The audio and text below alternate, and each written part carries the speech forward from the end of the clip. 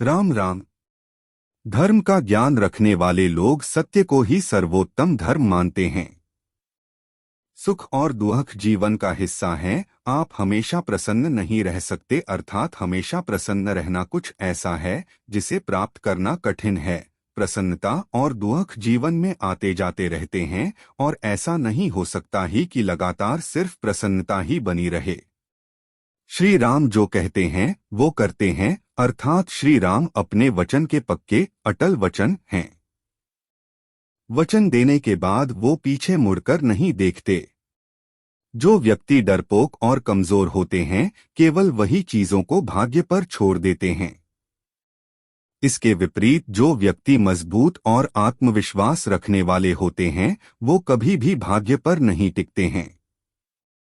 जिस प्रकार एक वीणा अपने तार के बिना अधूरी है, एक रथ अपने पहियों के बिना अधूरा है, इसी प्रकार एक महिला 100 बेटे होने के बावजूद अपने पति के बिना अधूरी है, अर्थात कभी भी खुश नहीं रह सकती। दुहक हमारा सबसे बड़ा दुश्मन है। एक दुहक साहस को नष्ट कर देता है। दुहक शिक्षा को नष्ट कर देता है। दुहक हर चीज को नष्ट कर देता है। दुहक से बड़ा कोई दुश्मन नहीं। श्री राम एक आज्ञाकारी पुत्र थे। वे भरत से कहते हैं, चंद्रमा प्रकाश देना छोड़ सकता है, हिमालय बर्फ से बेफिक्र हो सकता है, सागर अपने तटों को बदल सकता है, लेकिन मैं अपने पिता द्वारा दिए गए वादे का कभी उल्लंघन नहीं करूंगा।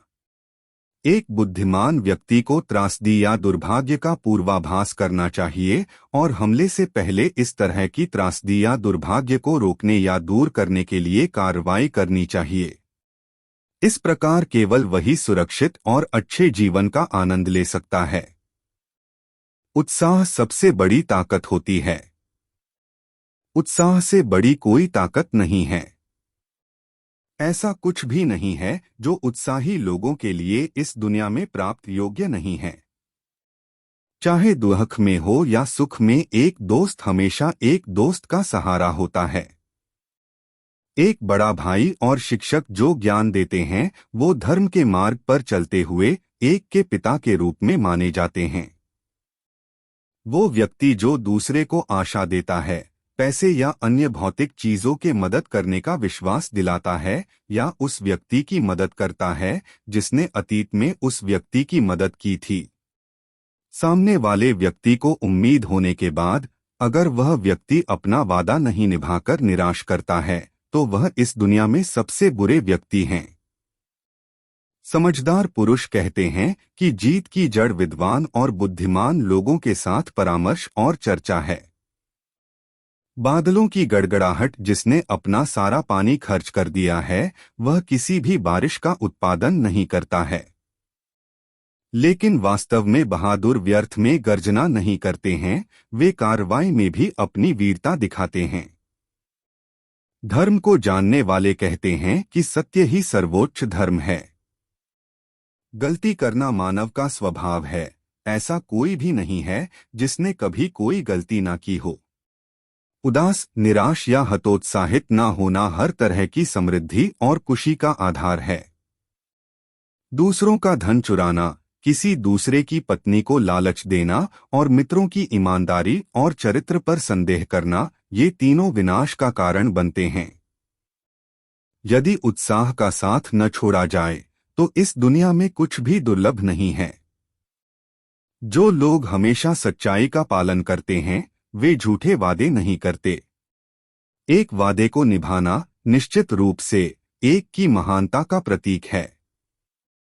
गुणवान महिलाओं के आंसू व्यर्थ में जमीन पर नहीं गिरते हैं। इसका मतलब है कि यह उन लोगों को नष्ट कर देंगे जिन्होंने उन्हें इस तरह की पीड़ा दी थी जिससे आंसू बहाए जा रहे थे। रावण को भगवान राम ने नहीं मारा था, बल्कि उसके अहंकार, अनैतिकता और अधर्म ने नष्ट किया था। जो व्यक्ति क्रोध में है, वह इसमें अंतर नहीं कर सकता कि क्या बोला जा सकता है और क्या बोलने के योग्य नहीं है। ऐसा कोई अपराध नहीं है जो क्रोधित व्यक्ति नहीं कर सकता। ऐसा कुछ भी नहीं है जो वो नहीं बोल सकता। यानी क्रोध में व्यक्ति हर सीमा को लांघ सकता है। जैसे कमल के पत्तों पर पड़ी पानी की बूंदें पत्तों से नहीं चिपकती, उसी प्रकार चरित्रहीन व्यक्तियों से होने वाली मित्रता होती है।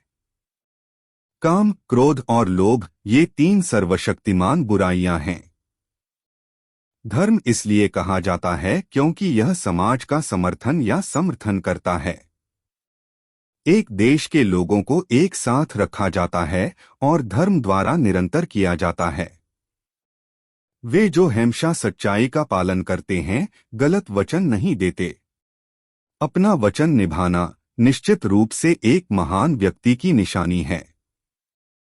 जो अपनों को छोड़कर दुश्मन के बीच चला जाता है, उसी के अपने पुराने साथी दुश्मन को मारने के बाद उसे भी मार डालते हैं।